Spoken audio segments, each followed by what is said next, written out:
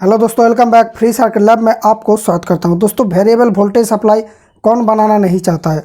आप सब चाहते हैं और आप बनाते हैं LM317 आईसी से। ये काफ़ी सिंपल सर्किट है, इससे बन जाता है काफ़ी आसानी से। लेकिन मुझसे ये बना नहीं, मैंने 4 आईसी ख़राब कर दिया, फिर भी ये बना नहीं, पता नहीं क्यों।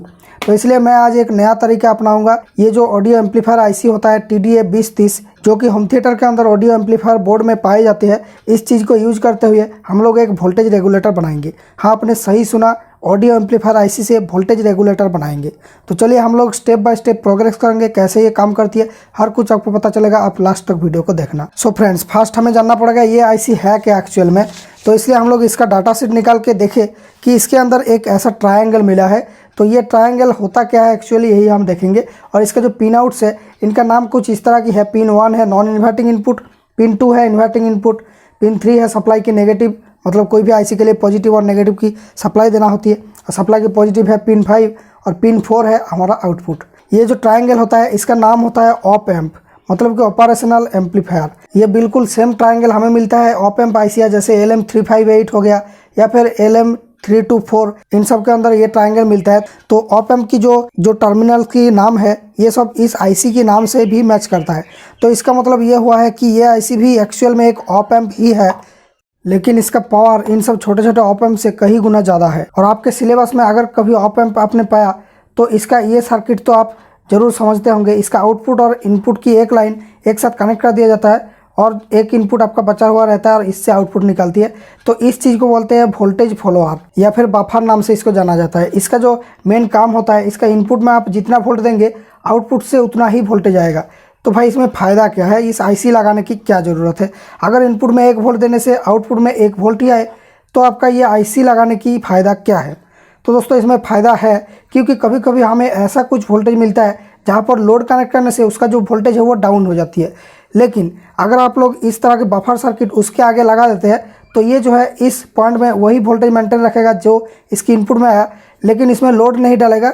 फिर आप आउटपुट में लोड दे सकते हैं, तो ये इनपुट की जो वोल्टेज है ये कोलैप्स नहीं होगी।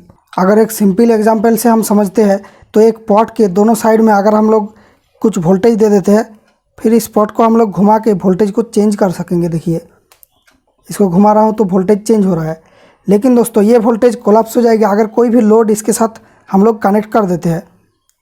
ये देखिए, एक सिंपल सा LED कनेक्ट कर दिया, इसमें ही इतना जो वोल्टेज है ये डाउन हो जा रहा है। तो इस चीज़ को हम लोग सॉल्व कर पाएंगे उस आईसी को या फिर उस सर्किट को यूज करते हुए। तो हम लोग इस तरह से एक पोटेंशियोमीटर से वेरिएबल वोल्टेज बना लेंगे। फिर इस वाली वोल्टेज को हम लोग उस आईसी का जो इनपुट है उसमें दे देंगे, उस वाली सर्किट को बनाते हुए। तो हमें इस वाली आईसी से ये वाली सर्किट बनाना पड़ेगा। तो इसमें से जो पिन डायग्राम है इसको यूज करते हुए हम लोग इस आईसी से इस वाली सर्किट को बना सकते हैं।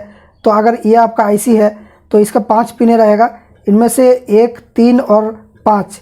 ये 3 जो है थोड़ा सा लंबा रहता है, ये आगे की तरफ रहती है, और बाकी पीछे की तरफ 2 पिने रहती है। ये है पिन 2 और पिन 4। तो ये पिन 2 और पिन 4 को हम लोग छोटा से ड्रॉ करते हैं। और दोस्तों यहाँ पर देखिए, आउटपुट के साथ इसका जो नेगेटिव वाली इनपुट है ये दोनों शॉर्ट होगा, मतलब कि कनेक्टेड होगा। तो इसका नेगेटिव वाली इनपुट है पिन 2 और आउटपुट है पिन 4। तो पिन 2 और 4 ये दोनों एक साथ कनेक्ट हो जाएगी। ओके, तो इन दोनों को हम लोग एक साथ कनेक्ट कर देंगे और सोल्डरिंग कर देंगे, और इसी पिन से हमारा आउटपुट जो है निकलेगा। तो इससे निकल गया हमारा आउटपुट पॉजिटिव। और जो है हमें इस आईसी को पावर प्रोवाइड करना होगा प्लस और माइनस। तो इसका जो प्लस पिन है ये है प्लस, हम लोग 19 वोल्ट दे देते हैं एक लैपटॉप एडाप्टर से। तो ये वाला मेरे पास है। आप इसमें 12 वोल्ट या फिर कोई भी वोल्टेज दे सकते हैं। 30 वोल्ट के नीचे शायद आपको डाटा शीट देखना पड़ेगा।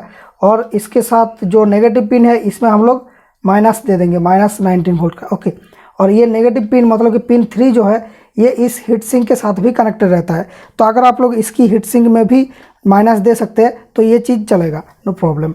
और इसका एक ही पिन बचा हुआ है, ये है पिन 1। तो पिन 1 में हम लोग इनपुट वोल्टेज देंगे जो कि हमारा एक पॉट से आएगा, इस तरह के वेरिएबल पॉट से। ओके, तो इस पॉट को कनेक्ट करने का सही तरीका जो है वो होता है इस तरह की, आपका एक पॉट मिलता है और इसका जो मिडिल वाले टर्मिनल ये इसमें लग जाएगी, और इसकी दोनों साइड में पॉजिटिव और नेगेटिव आपको दे देना होगा। तो ये प्लस माइनस के साथ ही आप डायरेक्टली इसको कनेक्ट कर सकते हैं इन दोनों के साथ।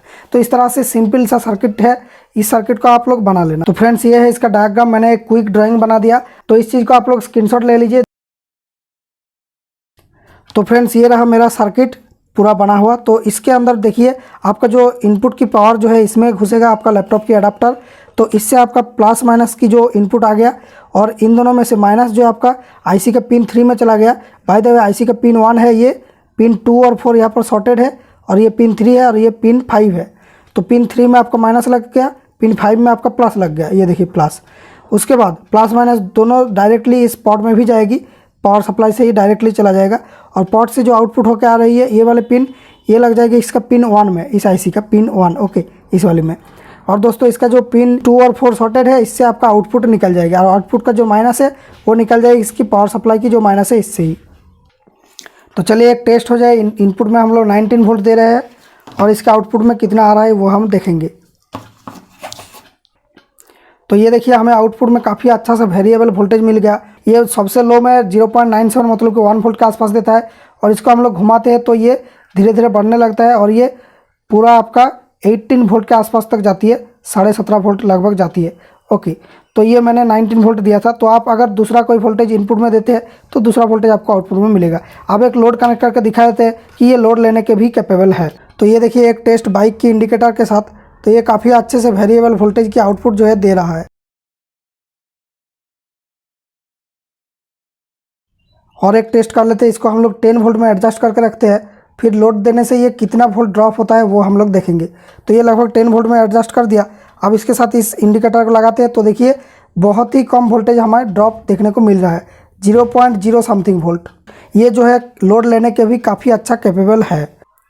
अब दोस्तों लास्ट इसका एक टेस्ट कर लेंगे, कुर्बानी टेस्ट। इसके आउटपुट को शॉर्ट करने से ये जो है आईसी ख़राब हो जाता है या नहीं ये हम लोग देखेंगे, क्योंकि ये डुप्लीकेट आईसी मैंने लगाया, इसमें शॉर्ट सर्किट प्रोटेक्शन नहीं है, ओरिजिनल में रहता है, उसका दाम 60 रुपया है। तो इसका आउटपुट को कर दिया शॉर्ट।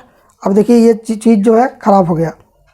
तो अब ये कोई भी आउटपुट वोल्टेज हमें नहीं दे रहा है और इसको घुमाने से भी कुछ नहीं हो रहा है। तो आप ये ध्यान रखना इसके आउटपुट बिल्कुल शॉर्ट नहीं होना चाहिए। तो इस चीज़ को आप एक डिसेंट वोल्टेज रेगुलेटर के हिसाब से काम में ले सकते हैं। और दोस्तों अगर इस वीडियो में रेगुलर से ज़्यादा व्यूज़ मिलता है तो मैं इसका एक सेकंड पार्ट बनाऊंगा जिसमें मैं बताऊंगा कि इसके साथ कैसे शॉर्ट सर्किट प्रोटेक्शन ऐड करना। एक ट्रांजिस्टर ऐड करके हम लोग इसकी शॉर्ट सर्किट प्रोटेक्शन ऐसे करेंगे ताकि आउटपुट शॉर्ट होने से इनपुट में जो वोल्टेज है वो कोलैप्स हो जाएगा और वो जो है आईसी की जो आउटपुट को वो शॉर्ट नहीं करेगा। तो आप इस वीडियो को शेयर कर सकते हैं। तो दोस्तों ये वीडियो कैसा लगा कमेंट में बताएं। अगर वीडियो पसंद आए तो इस वीडियो को लाइक कर दीजिए और अगर इस चैनल की वीडियोज़ पसंद है तो इस चैनल को सब्सक्राइब करके जुड़े रहना, तो बाद में मेरा हर वीडियो आप देख पाएंगे। दोस्तों thank you for watching, see you in my next video with a fresh and new idea. दोस्तों मेरा इंस्टाग्राम का लिंक डिस्क्रिप्शन में है, तो अगर बात करना है तो फॉलो कर लेना।